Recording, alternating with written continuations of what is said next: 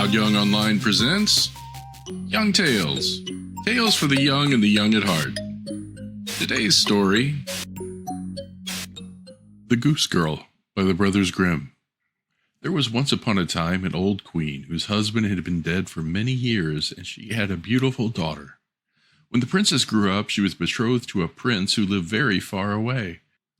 When the time came for her to be married, and she had to journey forth into the distant kingdom, the aged queen packed up for her many costly vessels of silver and gold, and trinkets also of gold and silver, and cups and jewels, in short, everything which appertained to a royal dowry, for she loved her child with all her heart.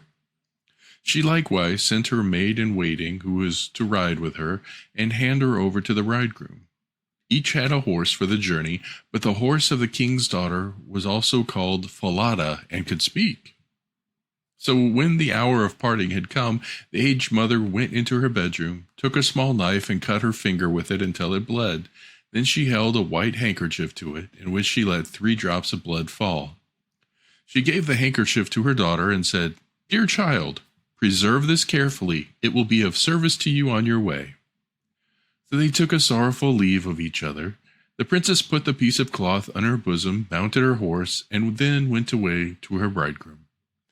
After she had ridden for a while, she felt a burning thirst, and said to her waiting maid, "Dismount, and take my cup which you have brought with you, and get me some water from the stream, for I should like to drink."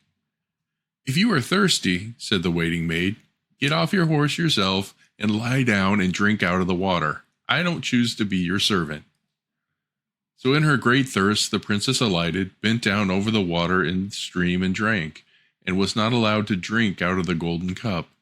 Then she said, "Ah, heaven!" And the 3 drops of blood answered, "If thy mother only knew, 'twould surely break her heart in two." But the king's daughter was humble, said nothing, and mounted her horse again.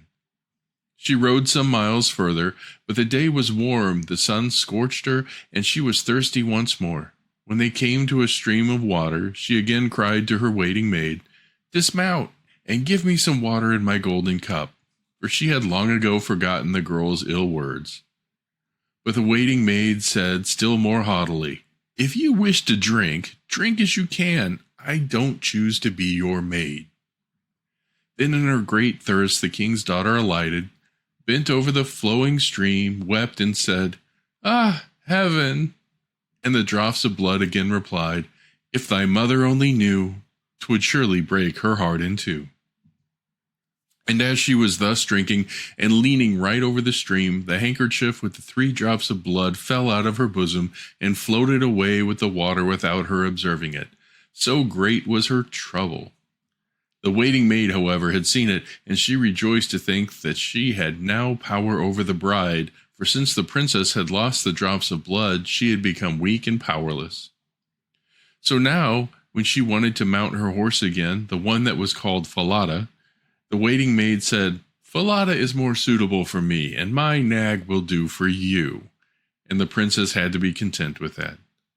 Then the waiting maid, with many hard words, bade the princess exchange her royal apparel for her own shabby clothes, and at length she was compelled to swear by the clear sky above her that she would not say one word of this to anyone at the royal court, and if she had not taken this oath, she would have been killed on the spot. But Falada saw all this and observed it well. The waiting maid now mounted Falada, and the true bride the bad horse, and thus they traveled onward until they entered the royal palace. There were great rejoicings over her arrival, and the prince sprang forward to meet her, lifted the waiting maid from her horse, and thought she was his bride. She was conducted upstairs, but the real princess was left standing below. Then the old king looked out of the window and saw her standing in the courtyard, and how dainty and delicate and beautiful she was. He instantly went to the royal apartment and asked the bride about the girl who she had with her, who was standing down below in the courtyard, and who she was. "I picked her up on my way for a companion. Give the girl something to work at, and that she may not stand idle." But the old king had no work for her, and knew of none, so he said, "I have a little boy who tends the geese. She may help him." The boy was called Conrad, and the true bride had to help him to tend the geese. Soon afterward, the false bride said to the young king, "Dearest husband, I beg you to do me a favor." He answered, "I will do so most willingly." "Then send for the butcher, and have the head on the horse on which I rode here cut off, for it vexed me on the way." In reality, she was afraid that the horse might tell how she had behaved to the king's daughter. Then she succeeded in making the king promise that it should be done, and the faithful Falada was to die. This came to the ears of the real princess, and she secretly promised the butcher a piece of gold if he would perform a small service for her. There was a great, dark-looking gateway in the town, through which morning and evening she had to pass with the geese. Would he be so good as to nail up Falada's head on it, so that she might see him again? The butcher promised to do that, and cut off the head and nailed it fast between the gateway. Early in the morning, when she and Conrad drove out their flock beneath the gateway, she said in passing, "Alas, Falada, hang in there." Then the head answered, "Alas, young queen, how ill you fare. If this your tender mother knew, her heart would surely break in two." Then they went still further out of the town and drove their geese into the country. And when they had come to the meadow, she sat down and unbound her hair, which was like pure gold. Conrad saw it and delighted in its brightness, and wanted to pluck out a few hairs. Then she said, "Blow, blow, thou gentle wind, I say, blow Conrad's little hat away, and make him chase it here and there until I've braided all my hair and bound it up again." And there came such a violent wind that it blew Conrad's hat far away across the country, and he was forced to run after it. When he came back, she had finished combing her hair and was putting it up again, and he could not get any of it. Then Conrad was angry and would not speak to her. And thus they watched the geese until the evening, and when they went home. Next day, when they were driving the geese out through the dark gateway, the maiden said, "Alas, Falada, hanging there."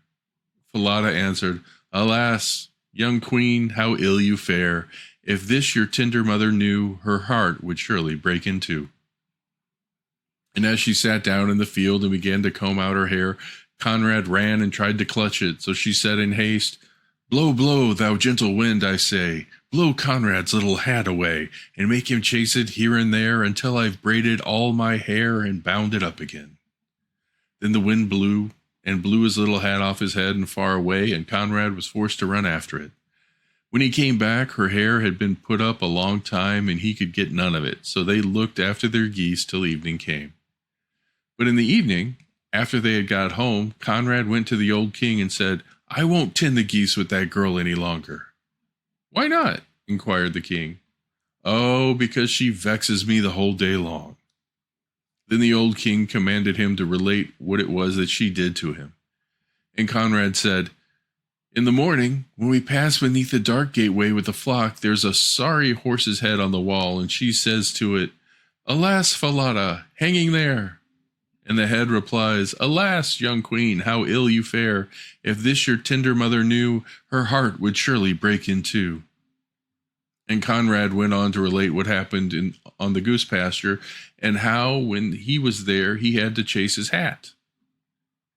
The old king commanded him to drive his flock out again the next day, and as soon as morning came, he placed himself behind the dark gateway, and heard how the maiden spoke to the head of Falada. Then he went into the country, and hid himself in the thicket in the meadow. There he soon saw with his own eyes the goose girl and the goose boy bringing their flock, and how after a while she sat down and unplaited her hair, which shone with radiance, and soon said, "Blow, blow, thou gentle wind, I say, blow Conrad's little hat away, and make him chase it here and there until I've braided all my hair and bound it up again." Then came a blast of wind and carried off Conrad's hat, so that he had to run far away, while the maiden quietly went on combing and plaiting her hair, all of which the king observed. Then, quite unseen, he went away, and when the goose girl came home in the evening, he called her aside and asked why she did all these things. "I mean, I tell you that, and I dare not lament my sorrows to any human being, for I have sworn not to do that by the heaven which is above me. If I had not done that, I should have lost my life."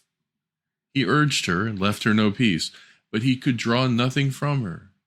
Then said he, "If you will not tell me anything, tell your sorrows to the iron stove there." And he went away. Then she crept into the iron stove and began to weep and lament and emptied her whole heart and said, "Here am I, deserted by the whole world, and yet I am a king's daughter, and a false waiting maid has by force brought me to such a pass that I have been compelled to put off my royal apparel.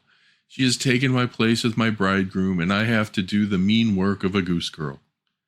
If my mother only knew, 'twould surely break her heart in two." The old king was standing outside by the pipe of the stove and was listening to what she said and heard it. Then he came back again and bade her come out of the stove. And royal garments were placed on her, and it was marvelous how beautiful she was. The old king called his son and revealed to him that he had got the false bride who was only a waiting maid, but that the true one was standing there as the goose girl. The young king rejoiced with all his heart when he saw her beauty and youth, and a great feast was made ready, to which all the people and all good friends were invited. At the head of the table sat the bridegroom with the king's daughter at one side of him, and the waiting maid on the other. But the waiting maid was blinded, and did not recognize the princess in her dazzling array. When they had eaten and drunk and were merry, the old king asked the waiting maid as a riddle what a person deserved who had behaved in such and such a way to her master, and at the same time related the whole story, and asked what sentence such one merited. Then the false bride said, "She deserves no better fate than to be put in a barrel which is studded inside with pointed nails, and 2 white horses should be harnessed to it to drag her along through one street after another until she is dead." "It is you," said the king, "and you have pronounced your own sentence. Thus shall it be done unto you." And when the sentence had been carried out, the young king married his true bride, and both of them reigned over their kingdom in peace and happiness. The end. Young Tales is produced and narrated by Todd Young from Todd Young Online. If you enjoyed this, please like and subscribe, and join us next time for another story. Thank you for your support.